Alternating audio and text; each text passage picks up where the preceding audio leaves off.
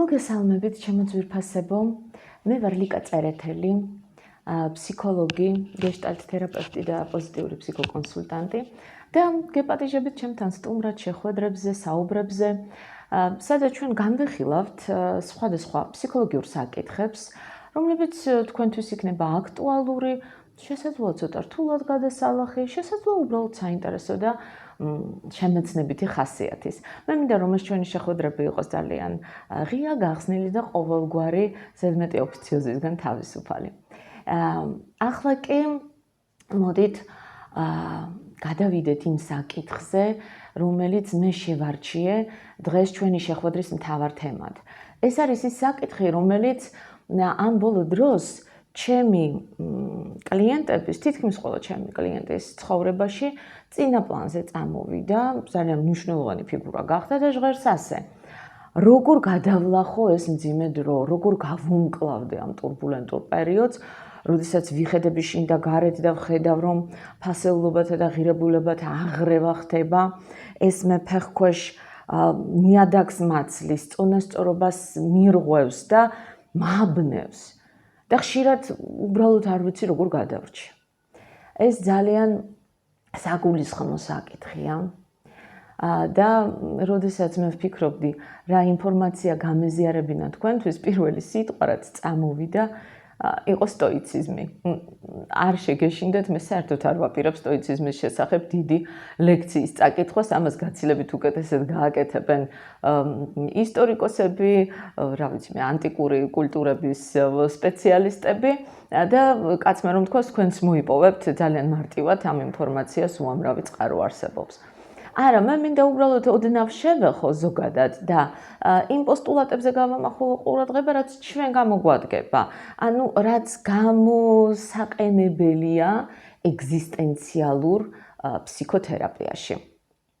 მე როდესაც ვამბობ სიტყვას სტოიციზმი, ალბათ თქვენს უმრავლესობას უჩნდება ასეთი აზრი, რომ იცი სტოიკოსები ისინი არიყვნენ ყველაფერზე რო უარს ამბობდნენ, დაწყებული მატერიალური კეთილდღეობიდან და დამთავრებული ემოციებით. მთლად ბოლომდე ასე არ იყო კი, როდესაც სტოიციზმი ჩამოყალიბდა იქ ძველი წელთაღრიცხვის 300-იან წლების მიდამოებში ძველ საბერძნეთში, ის მართლაც კინიკოსების იდეებს ეყრდნობოდა ძირითადად და აი კინიკოსები იყვნენ ისინი, ყველაფერზე რო უარს ამბობდნენ და ასკეტიზმს რომ ქადაგებდნენ და მათი ყველაზე ცნობილი წარმომადგენელი თქვენთვისაც ძალიან კარგად არის ცნობილი, ეს არის დიოგენე, რომელიც კასრში ცხოვრობდა და გადმოცემით, როგორც ვიცით, როდესაც მან ნახა ბიჭუნა, რომელიც პეშვით წყალს სვამდა, მან თავისი თასიც გადააგდო და თქვა, რომ ამიერიდან მე არც ეს საგანი აღარ მჭირდება. ეს იყვნენ კინიკოსები. რაც შეეხება სტოიკოსებს, იცით, სტოიციზმს საბოლოო ჯამში დაერქვა რთულ დროებათა ან მძიმე დროებათა ფილოსოფია. რაც იმაზე მიუთითებს, რომ ჩვენ შეგვიძლია მივმართოთ აი ამ ფილოსოფიას მძიმე პერიოდებში და შეგვიძლია მოვიპოვოთ იქ ის საყრდენები, რომლებიც გაგვაძლიერებენ, რომლებიც დაგვეხმარებიან იმაში, რომ არ წავბურძიგდეთ, არ გავნადგურდეთ და საკუთარი თავი არ დავკარგოთ. მე ასე მგონია, რომ ეს მაინც დაკავშირებულია ალბათ სტოიკოსების მამამთავართან, ზენონ კიტიონელთან, მის პიროვნებასთან. ვიცით, რომ ვაჭარი იყო, მაგრამ ესეთი უბედური შემთხვევა მოხდა და მისი გემი დაიღუპა ზღვაში და აი ამ მძიმე პერიოდში მის ცხოვრებაში შემოვიდა სოკრატეს ფილოსოფია. და ის მიიღო ამას, დაიწყო ფილოსოფიური ნაშრომების კითხვა, გაცნობა მიმართულებებისა, იქ კინიკოსების თეორიასაც გაეცნო. მაგრამ როგორც ჩანს, არც ერთმა მიმართულებამ ბოლომდე არ დააკმაყოფილა, რადგანაც თავისი ჩამოაყალიბა. და სხვათა შორის სტოიციზმი ეწოდება შეხვედრის ადგილის მიხედვით, ის ზენონი თავის მოსწავლეებსა თუ მიმდევრებს ხვდებოდა მოხატულ კოლონადაში, რომელსაც სტოეპოიკელე ეწოდებოდა და ამის მიხედვით ეწოდა სტოიციზმი. რა არის მნიშვნელოვანი? სტოიციზმი მუდმივად ვითარდებოდა. აი ეს მომენტია, ის არ დარჩა აი იმ ერთ საწყის წერტილში, საიდანაც ის დაიწყო. და ეს განსაკუთრებით კარგად გამოჩნდა მე რომაულ პერიოდში, რომლის წარმომადგენლებიც თქვენც იცით, გაგიგონიათ მაინც ეს სახელები, ეპიქტეტე, სენეკა და მარკუს ავრელიუსი. და აი ეს მომენტი, რომ სტოიკოსებმა რა გააკეთეს, ისინი ცდილობდნენ მოერგოთ ეს ფილოსოფია მათი რეალიებისათვის, მათი ცხოვრებისთვის, იმისთვის, რომ ეს გამოსადეგი ყოფილიყო ადამიანებისთვის, რომ არ დარჩენილიყო რაღაც იზოლირებულ მოძღვრებად, არ დარჩენილიყო განყენებულ ფილოსოფიად. და ეს ჩვენც ვიცით, რომ ეს არის მთავარი ფილოსოფიაში, რამდენად გამოყენებადია ასევე ის ცხოვრებაში. გახსოვთ, რუსთველს როგორც ჰქონდა თავის ვეფხისტყაოსანში, არავიქ მცოდნა რას მარგებს ფილოსოფოსთა ბრძნობისა, მით ვისწავლებით მოგვეცეს შერთვას ეს მწყობრთა წყობის. ანუ რაში მარგებს მე ამ ფილოსოფოსთა სიბრძნის ცოდნა, თუ კი მე ამას ვერ გამოვიყენებ ცხოვრებაში. თუ კი მე ვერ გავიხდი ამას ჩემი ცხოვრების საყრდენად. და იმის გამო, რომ პრინციპში მე მგონი არც არაფერი არ შეცვლილა, იმის მერე ანტიკურობაშიც, შუა საუკუნეებშიც და დღესაც ადამიანის ბუნება არის ერთი და იგივე. ჩვენ ზუსტად ასევე განვიცდით ჩვენს წარუმატებლობებს, ვბრაზობთ უსამართლობაზე, ვფიქრობთ და ვშფოთავთ ჩვენს მომავალზე, ამიტომ არაფერი არ შეცვლილა და ძალიან კარგად გამოგვადგება ის პოსტულატები, რომლებიც დაგვიტოვეს სტოიკოსებმა. და მე მინდა ყველაზე ძირითად შევეხო, ეს არის ჩემი აზრით ალფა და ომეგა ყველაფრის.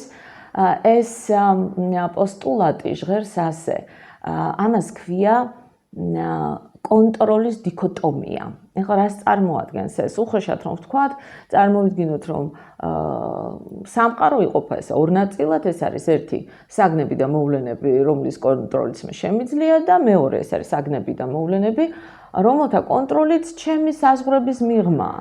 მე არ ხელმეწიფება რომ ამაზე რაიმე გავლენა მოვახდინო. და აი ამას ამბობდნენ სტოიკოსები, რომ გამიჯნეთ ეს ერთმანეთისგან და თქვენი ცხოვრების, თქვენი სასიცოცხლო, ძალიან ძვირფასი, ვიტალური ენერგია არ დახარჯოთ იმ საგნებსა თუ მოვლენებზე, რომლის კონტროლიც თქვენ არ შეგიძლიათ. ამას წერდა ეპიქტეტე, რომ თავის შფოცო ადამიანი თვითონ განაპირობებსო, ცდილობს რა იმ მოვლენათა კონტროლს, რომლებიც, ასე ვთქვათ, მის საზღვრებს გარეთ არის, რაც მის კონტროლს არ ექვემდებარება. აი ასეთი აზრი ჰქონდა ეპიქტეტეს და ეს მართალია. ჩვენ ძირითადად ამაზე ვშფოთავთ ხოლმე. მაგრამ რას ნიშნავს ეს? ნიშნავს ეს თუ არა იმას, რომ ჩვენ უნდა დავსხდეთ, არ ხელმეწიფება მე ახლა რაღაცებზე კონტროლი, ვერ ვაკონტროლებ სტიქიას, ვერ ვაკონტროლებ ჩემი ქვეყნის ეკონომიკის აღმავლობასა თუ ვარდნას, საბოლოო ჯამში ვერც ომიანობას ვერ ვაკონტროლებ. ხო და რა გავაკეთო ახლა? დავჯდე გულხელდაკრეფილი და გულგრილად ვუყურო, რა ხდება გარშემო და ვთქვა, რომ მე რა ვქნა, ჩემ კონტროლს არ ექვემდებარება. არა, ამისთვის არსებობს ეს მეორე ნაწილი, რომელიც გეუბნებათ, რომ დაკონცენტრირდით იმაზე, რაც თქვენს ხელთაა, დაკონცენტრირდით იმაზე, რაც თქვენს ძალებშია. აი ამის ფარგლებში იმოქმედეთ. ეს ძალიან მნიშვნელოვანი რაღაც არის, იმიტომ რომ კონტროლი ჩვენ რისი შეგვიძლია? კონტროლი დაკავშირებულია მართვასთან, ხო? რისი მართვა შეგვიძლია? მართვა შეგვიძლია იმისა, მხოლოდ იმისა, რასაც ჩვენ კარგად ვიცნობთ, რაც ჩვენ გვაქვს გათავისებული, რაც გვაქვს შემეცნებული, გაცნობიერებული. ყველათ არ არის ნათქვამი, რომ სანამ შენ დაიწყებდე რაღაცის გაცნობიერებას, მანამდე ის გმართავს შენ. ხოლო როდესაც შენ უკვე იწყებ ამ რაღაცის გაცნობიერებას, უკვე შენ იწყებ ამის მართვას, ხო? ჩვენ ვერ ვმართავთ იმას, რასაც გავექცევით, რასაც ჩავწიხლავთ, რასაც დავთრგუნავთ, იმიტომ რომ ეს ყველაფერი ჩვენთვის უცნობ არეალში დარჩება. და მართვა შეგვიძლია იმისა, რასაც კარგად ვიცნობთ, რაც გვაქვს გათავისებული და ეს ყველაფერი გვეხება უშუალოდ ჩვენ. მოდით ერთი პატარა მაგალითი მოვიყვანოთ, წარმოვიდგინოთ, რომ ჩვენ გადავინაცვლეთ დროში და აღმოუჩნდით წინა საუკუნის 30-იანი წლების გერმანიაში, სადაც ხელისუფლებაში მოვიდა ნაციონალურ-სოციალისტური პარტია. მე ვუყურებ ამას, ბუნებრივია ვღელავ, ბუნებრივია განვიცდი, ეს ადამიანური ემოციებია, ჩვენ ადამიანები ვართ და ემოციები აუცილებლად უნდა გვქონდეს. ეს სრულიად ბუნებრივია, კიდევაც უნდა ავშფოთდეთ, კიდევაც უნდა გავუბრაზდეთ. მაგრამ საქმე იმაში არის, მე რას ვუშვებით ამ ემოციებს, საით მიყვავს, რა მიმართულებას ვაძლევთ. მე თუ კი გავაგრძელებ ამ შფოთვას, ამ ბრას, ავიყვან ამას ძალიან მაღალ ხარისხში. ერთ სიტყვით, ინსულტი და ინფარქტი ერთად რომ დავიმართო. მე ხელმეწიფება, რომ აი იმაზე რაც მოხდა, ერის არჩევანზე, მის გაფორმებაზე, რაიმე გავლენა მოახდინო? რა თქმა უნდა არა. მაგრამ რა შემიძლია რომ მე გავაკეთო? მე შემიძლია მას მე რაც გავარკვიე, ჩემი დამოკიდებულება ამის მიმართ, იმიტომ რომ ვხედავ და ვიცი, რასაც მოიტანს ეს ყველაფერი ქვეყნისთვის, სამყაროსთვის, რა უბედურებები დაიწყება და ვიცი ეს ჩემი დამოკიდებულება ამის მიმართ. მე უნდა უკვე დავკონცენტრირდე იმაზე, როგორ გამოვხატავ, რა ფორმით გამოვხატავ ამ ჩემ დამოკიდებულებას, რას ვგეგმავ, რას მოვიმოქმედებ. მარტივად რომ ვთქვათ, რა არის ჩემს ძალებში, რა მეხერხება მე ყველაზე კარგად, რას ვიზამ, შევქმნი პარტიზანულ რაზმს და წავალ ტყეღრეში, თუ შეიძლება დავრჩე ჩემს ადგილას და ძალიან ჩუმად, ძალიან მშვიდად, ყოველდღიურად ვიღვაწო იმისთვის, რომ თითოეული ცალკეული ადამიანი გადავარჩინო. და თქვენ იცით, რომ ასეთი ადამიანები ძალიან ბევრი იყვნენ, ისტორიამ ხო შემოგვინახა ეს მაგალითები. ეს იყვნენ ექიმები, რომლებიც შესაბამის დიაგნოზებს წერდნენ იმისთვის, რომ ადამიანებისთვის ეს დეპორტაცია გადაევადებინათ დროებით მაინც. ეს იყვნენ მეწარმეები, რომლებიც ამ ადამიანებს სამსახურში იყვანდნენ და ცდილობდნენ, რომ ასევე დროებით მაინც მათთვის უსაფრთხო გარემო შეექმნათ, ხო, შინდლერი გავიხსენოთ. რა ვიცი, ეს იყვნენ ისეთი ადამიანებიც, რომლებიც დღისით ჩვეულებრივად მუშაობდნენ და ღამით რა ვიცი, ადამიანები გადაყავდათ საზღვარზე მაგალითად. და აი ასეთი ადამიანები იყვნენ ძალიან ბევრი. და სწორედ იმიტომ, რომ თვითოული საკუთარ თავზე იყო დაკონცენტრირებული, საკუთარ ძალებში რაც იყო, იმას აკეთებდა, სწორედ იმისთვის, რომ გული არ გასკდომოდა და აი მართლაც ცუდად არ ყოფილიყო და უნდა რაღაცა მოემოქმედებინა და ასეთი ადამიანები ყველა თავის საქმეს აკეთებდნენ. ჯარისკაცები და გენერლები და ოფიცრები იბრძოდნენ ფრონტზე, წინააღმდეგობის მებრძოლებს, წინააღმდეგობის მოძრაობის მებრძოლებს თავისი ფრონტი ჰქონდათ გახსნილი და გარკვეულწილად მშვიდობიან მოსახლეობასაც თავისი ფრონტი ჰქონდა გახსნილი, ხო? აი ეს ყველაფერი, აი ამ ყველაფერმა განაპირობა სწორედ ის, რომ საბოლოო ჯამში ამ მსოფლიო ბოროტების დაძლევა მოხდა და მასზე გამარჯვება მოხდა. ეხლა ყველაფერი ის, რაც მე თქვენ მოგიყევით, აი ამას, ასეთ ქმედებას ჩვენ თერაპიაში ვეძახით მოწიფულობას. მოწიფულობა არის სწორედ ის, როდესაც ადამიანი კისრულობს პასუხისმგებლობას მთლიანად საკუთარ ცხოვრებაზე, საკუთარ ფიქრებზე, ემოციებზე, ქმედებებზე და ხდება საკუთარი ცხოვრების ავტორი. ეს ნიშნავს, რომ ის თავისი ცხოვრების გზაზე მიდის, თავისი ღირებულებების შესაბამისად და ყველაფერზე პასუხისმგებლობას ტვირთულობს თვითონ. ეს არის სწორედ ის, რაც არის თერაპიის მიზანი, კი ჩვენი კლიენტები მოდიან თავისი კერძო რაღაცა პირადი პრობლემებით და ჩვენ რა თქმა უნდა ამ კერძო პრობლემებზე მსჯელობთ, საუბრობთ, ვცდილობთ გადავჭრათ, მაგრამ ძირითადი პროცესი, რომელიც თერაპიაში ხდება, ეს არის ის, რომ ჩვენ მიყვავს ეს ადამიანები აი ამ მდგომარეობამდე, რომ შევიყვანოთ აი მოწიფულობის მდგომარეობაში, რომ ადამიანმა გაბედოს და აიღოს სრული პასუხისმგებლობა საკუთარ ცხოვრებაზე. აი ეს არის თერაპიაში მთავარი მიზანი, რაც აი ეხლა რაზედაც მე თქვენ მოგიყევით. რა არის კიდევ აი ასეთ რაღაცას ამბობდნენ სტოიკოსები, რომ მივაღწიოთო იმასო, რომ ჩვენი შინაგანი მდგომარეობა არ იყოს კავშირში გარემოებებთან. ანუ ჩვენი შინაგანი სიმტკიცე, ბედნიერების განცდა, თვითონ ამ ბედნიერების ხარისხი არ იყოს კავშირში იმ მოვლენებთან, რომლებიც ხდება გარეთ.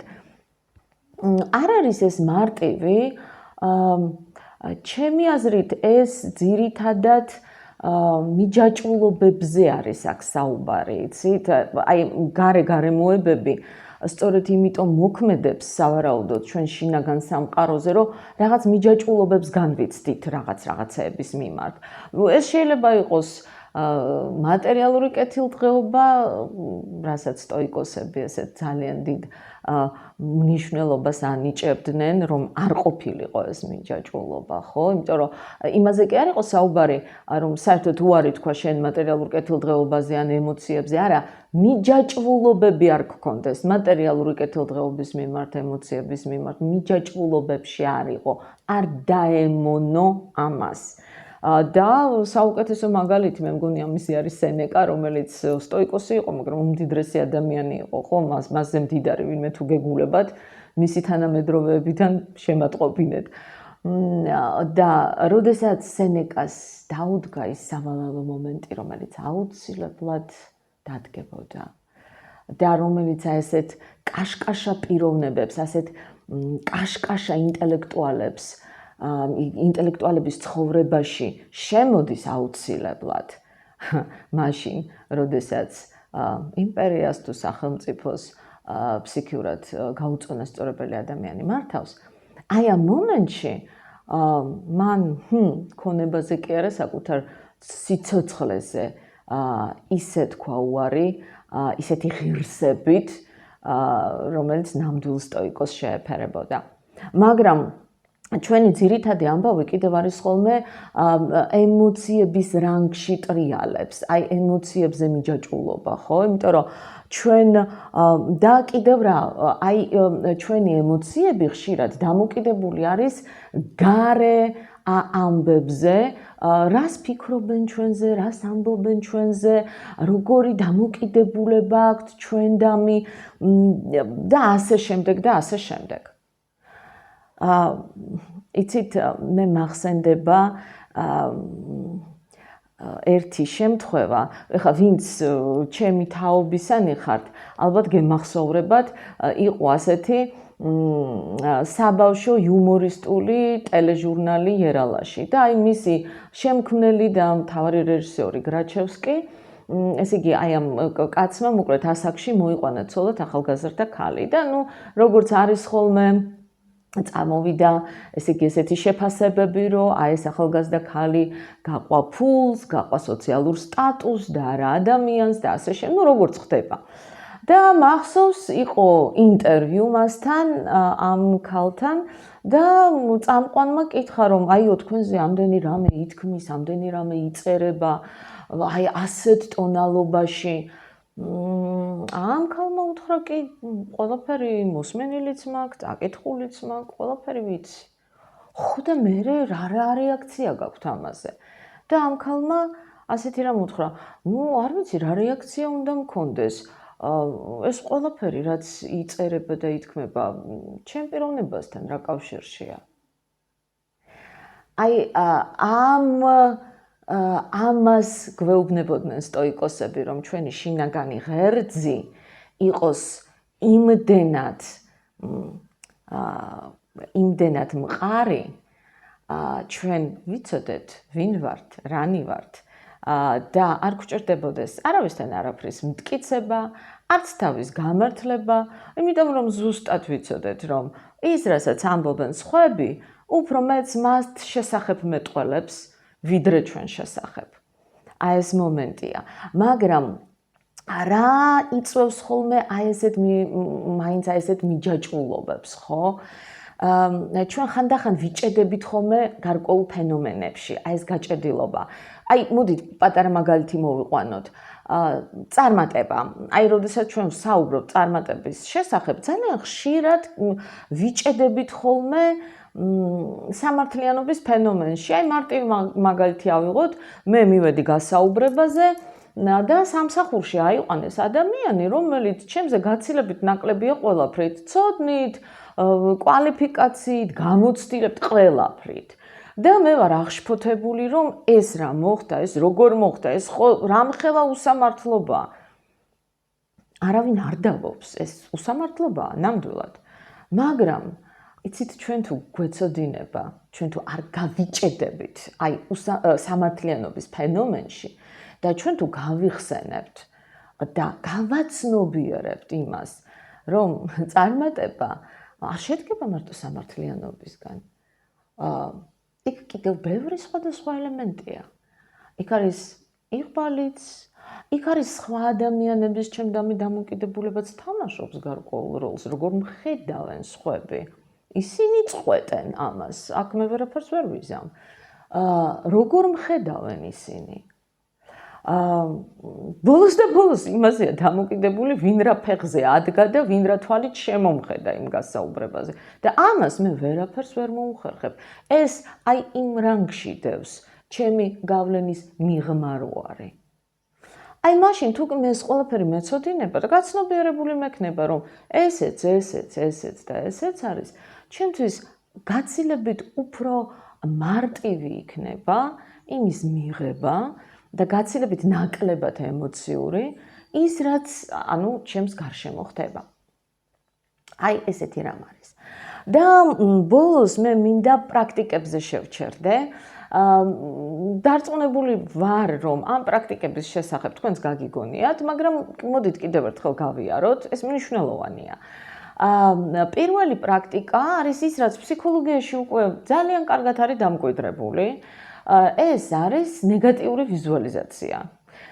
ნეგატიური ვიზუალიზაცია არის ის, როდესაც ჩვენთვის საინტერესო საკითხის, ჩვენი პრობლემის, ასე ვთქვათ, განვითარების ყველაზე უარეს სცენარს წარმოვიდგენთ. მაგრამ ნახეთ ეს როგორ ხდება.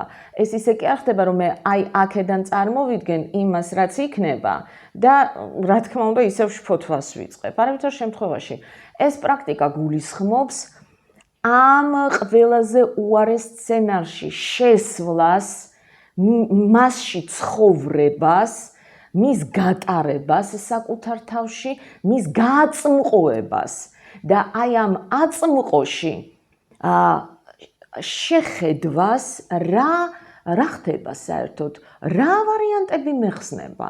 აი ვისაც აქვს ეს გაკეთებული, ისე როგორც საჭიროა, ის დამემოწმება, რომ აი ამ დროს, ამ პრაქტიკის დროს უცებ ისეთი შესაძლებლობები იხსნება, რაზედაც ადამიანს ადრე არც უფიქრია, მას არ მოსვლია თავში ამ შესაძლებლობებისა და ამ გზების შესახებ, სანამ ის შფოთვით უყურებდა აწმყოდან მომავალში და ფანტაზირებდა.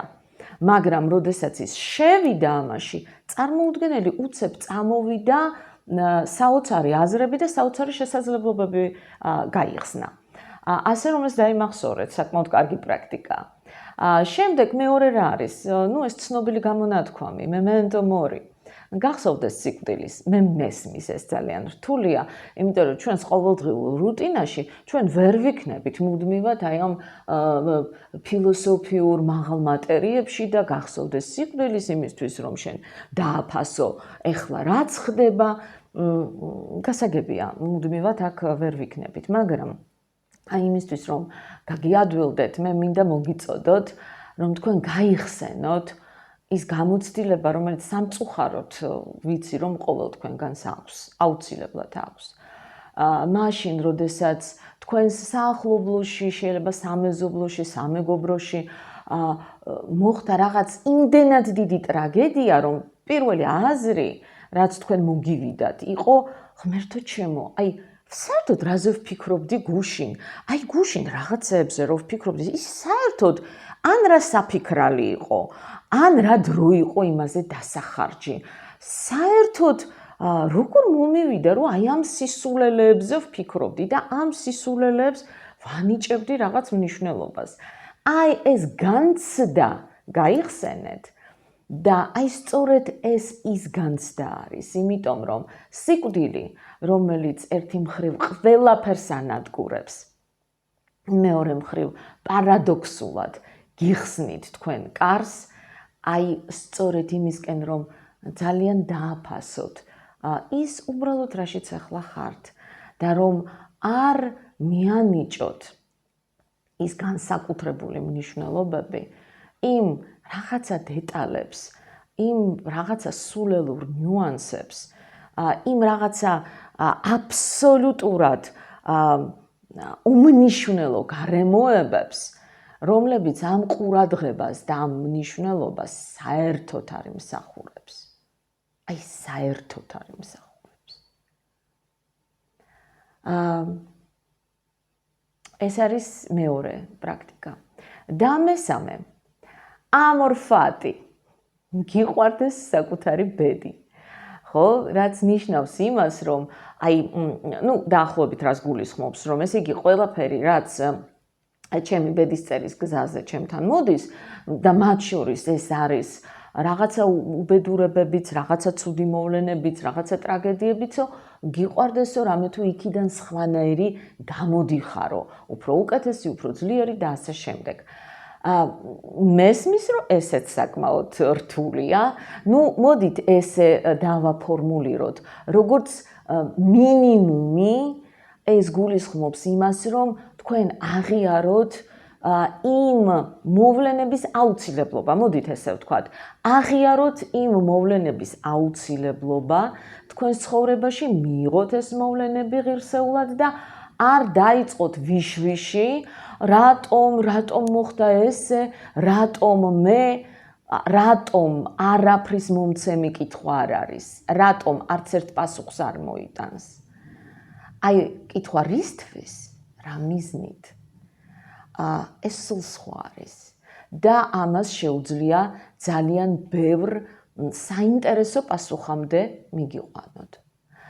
აიცით, მე მინდა მოგიყვანოთ ერთი მაგალითი, იმიტომ რომ ნახეთ, მე მიმაჩნია, რომ ყველა ადამიანი, ვინც აი ესეთ მძიმე თავისი ცხოვრების მძიმე პერიოდში ფარხმალს არ ყრის და მიდის, აგრძელებს თავის ცხოვრებას, ძალიან ღირსეულად, ხო? ყველა მაინც აი ამ ამორფატის ველში ტრიალებს. და აი ეხლა მე მინდა ერთი ცუდი ბიჭის ისტორია მოგიყვეთ, რომელიც დესერტად შემოვინახე, ძალიან საინტერესოა. წარმოიდგინეთ, მოქმედება ხდება ამერიკის შეერთებულ შტატებში, წინა საუკუნის 90-იანი წლების დასაწყისია. ჩვენი გმირი არის 27 წლის ახალგაზრდა მამაკაცი, შავკანიანი, სახელად აიზეკ რაიტი.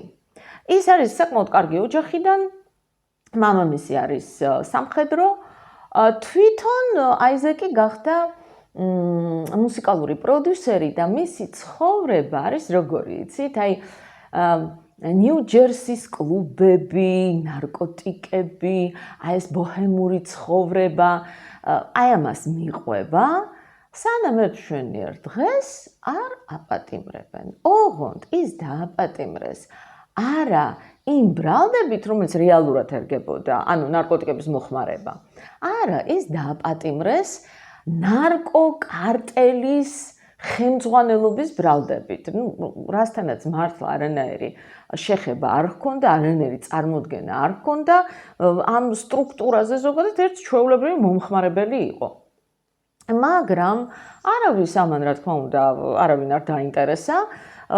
სასამართლომაც როგორც იტყვიან რიხინ-რიხინით ჩაიარა და ეს ჩვენი ბიჭი აღმოჩნდა გისოსებს მიღმა სამუდამო პატიმრობის განაჩენით. როგორც ჩანს, აი უკვე ციხეში ნარკოტიკებისგან გამოთავისუფლებულმა გონებამ აზროვნება დაიწყო. და მან გაიხსენა ის უცნობი ხალხი, რომლებიც მასადებდნენ ხელს, ცრუ ჩვენებები, რომლებმაც გაიჟღერა ეს რაღაც შემოგდებული მტკიცებულებები და მიხვდა, რომ რაღაცა ძალიან შავი თამაში გათამაშდა მის წინააღმდეგ. რისი გაკეთება შეეძლო? დიდად არაფრის. მან ერთადერთი დაიწყო იმით, რომ გამოკითხა ის პატიმრები, რომლებიც გაიცნო. მის ირგვლივ ვინც იყვნენ, მას აინტერესებდა კიდევ რომელიმესთან ფიგურირებდა თუ არა ესეთი ცრუ ბრალდებები. რამდენიმე кейსი ნახა და შემდეგი რამდენიმე წელი აიზეკმა გაატარა ნიუ-ჯერსის ციხის ბიბლიოთეკაში, სადაც ის ერთი მხრივ სწავლობდა კანონმდებლობას და მეორე მხრივ პრეცედენტებს. აი ამ პერიოდში რამდენიმე პატარა პროცესი იყო, სადაც დამცველად გამოვიდა ეს ჩვენი აიზეკი. მოხდა ამ პროცესების მოგება, იურისტებმა მიაქციეს ამ ადამიანს ყურადღება, უკვე რაღაცა წარმოდგენა მასზე ჰქონდათ. ამასობაში აიზეკმა ნახა ისეთი პატიმარი, რომლის საქმეც თითქმის ტყუპისცალივით გავდა მის საქმეს. ყოველ შემთხვევაში ასეთივე ხმაურიანი, ასეთივე მნიშვნელოვანი იყო. და ცოტა ხანში ჩატარდა პროცესი ნიუ-ჯერსი ალექსანდერის წინააღმდეგ, სადაც ადვოკატად გამოვიდა პატიმარი აიზეკ რაიტი.